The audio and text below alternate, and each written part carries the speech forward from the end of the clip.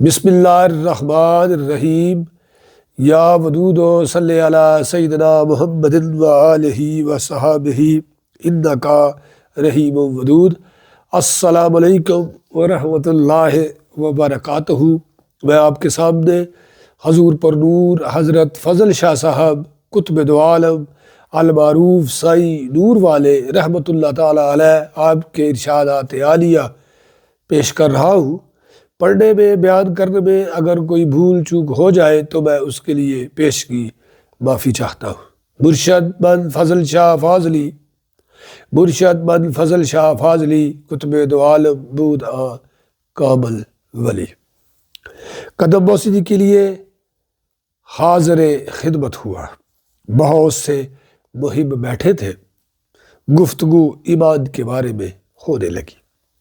ارشاد فرمایا، اللہ عز و جل کی عظمت کو ماننا قول ہے اور اس کے محبوب صلی اللہ علیہ وآلہ وسلم کی عظمت کو تسلیم کرنا عمل ہے، اور ان کے دونوں سے مل کر ایمان بنتا ہے۔ ناصحین سے محبت ہو تو صالح عمل کی شہادت سے ایمان کا ثبوت ملتا ہے۔ اس طرح توفیق ازدی رضائے خداوندی پر لگ جاتی ہے۔ یہی خیر البریہ ہے۔ ایمان کی نشانی یہ ہے کہ حب رسول مقبول صلی اللہ علیہ وآلہ وسلم سینے میں مزین ہو جاتی ہے۔ کفر، فسوق اور عصیان سے کراہت ہو جاتی ہے۔ ایمان کی پہچان یہ ہے کہ اس سے انسان خود بھی اور دوسرے بھی امن میں رہتے ہیں۔ ایمان کی جزیات یہ ہیں کہ ماں باپ سے زیادہ حضور اکرم صلی اللہ علیہ وآلہ وسلم سے محبت ہو۔